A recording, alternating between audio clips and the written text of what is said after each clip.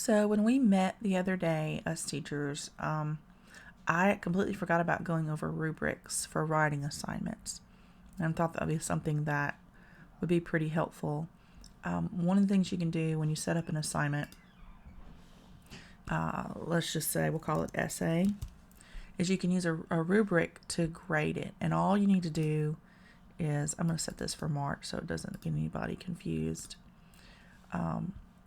Click Turn in Juno Docs, and they can use the system, Jupyter Ed, to turn in like a paragraph or an essay. If it's something that needs to be formatted like a research paper or specific margins, specific fonts, double spacing, etc., you might want them to turn in a file like PDF or a Word document or something like that. Otherwise, if it's just a paragraph or an essay, Juno Docs is great. So you type in your directions here, but then you would want to click rubric and set up a rubric.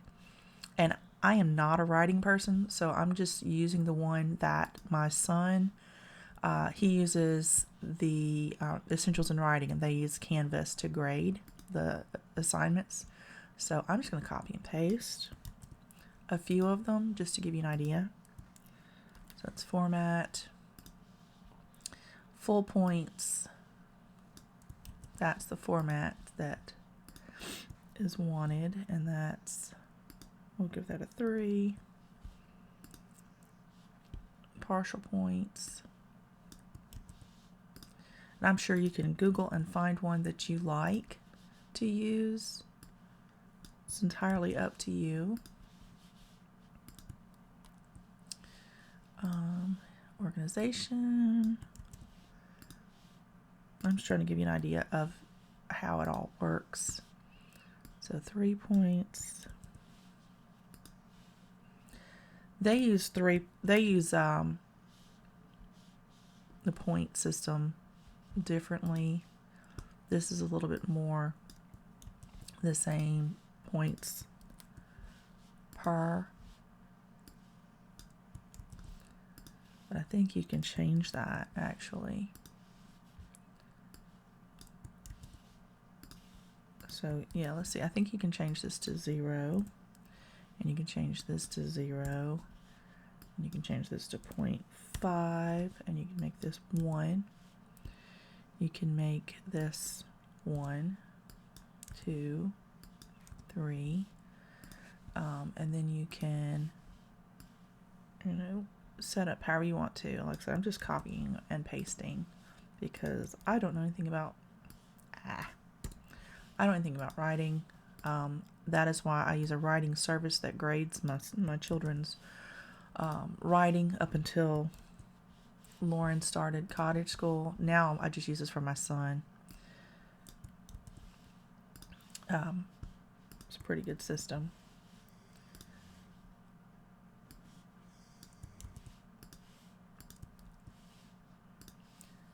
But I actually pay $100 a year extra for the sake of them grading his work. So it is an unbiased grade. And so this was a 3, a 2, a 1, and a 0. All right, and I don't know if I can remove that, but I know that you can add new rows. This has a total of 10 points. So let's see, that's 6, that's 12. This should be 0.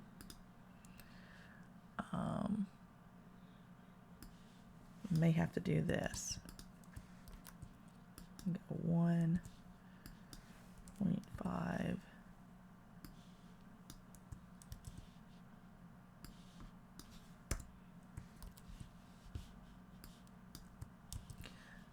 Set it up. You may have to set it up like that. And then this is 0 again. So you wouldn't pick this one. So then you just have to set it up such that your best score is here, just like it tells you. All right, and let's say that's all you're putting in your rubric. You can do however much or however little you want. All right, let's see what that does.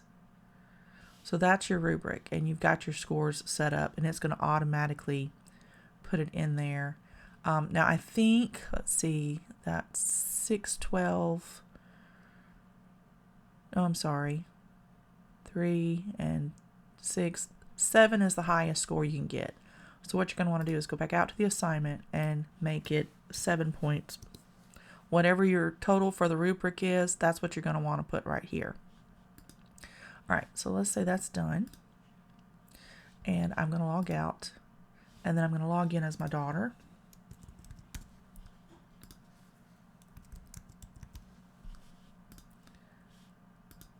And she's going to go to the calendar. And she is going to go to March. And see that the essay is there. Click on that day and click essay. And she's going to see the rubric. She's going to see whatever you have put in there as your guidelines. So she knows what's expected. The student will know what you're grading and how you're going to grade it. Okay? And what the point possibilities are. So they're going to know that. They're going to have their assignment. They're going to click start and they're going to type it in.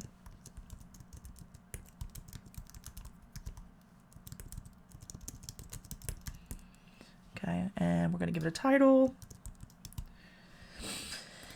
And they can do whatever they need to do in here. Let's say that's all she's going to do. She's going to click turn in, and she's done. It's turned in. It's click done. Her essay's done. She's finished. Okay.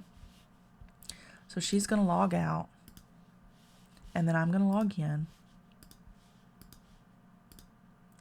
And then I'm going to go to grades, turn-ins, and rubric. And I'm going to select the assignment. Oh, wrong class. I'm going to select the assignment from the list, and it's all the way down here, essay.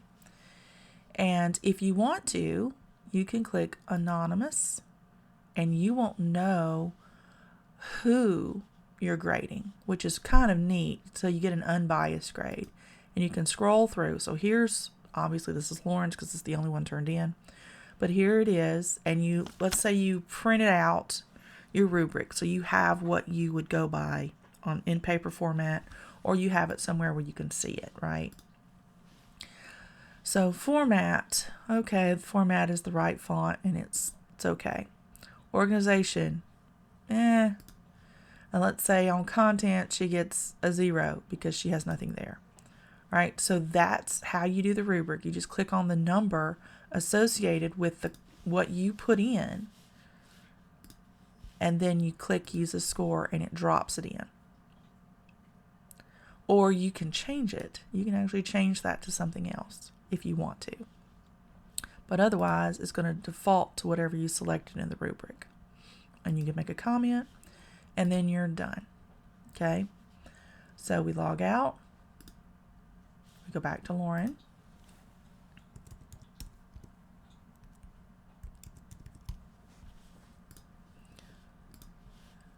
And let's go back to her class for Algebra 1.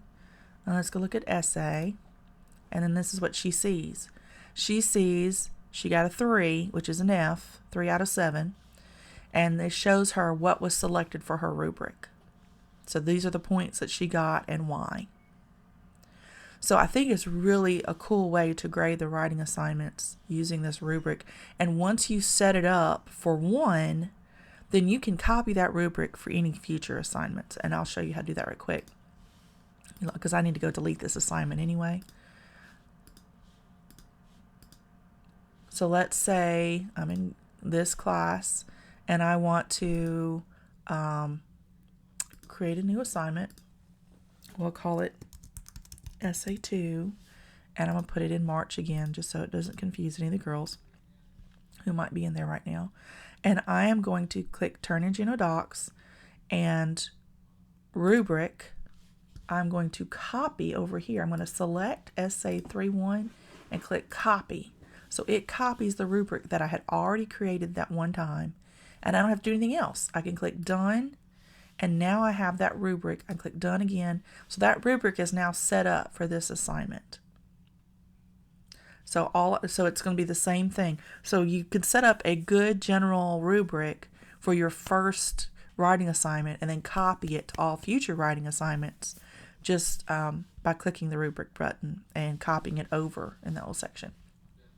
So I'm going to actually delete this assignment and then go back to my dashboard and delete that other essay assignment so that nobody gets confused and think, oh, this is math, why are we doing writing? So anyway, that is how you would use a rubric and what you see, what the kids see, how they use it, how you use it, and then how you can go forward with it. I think it really will help in grading and make your life easier, which is the whole point of this.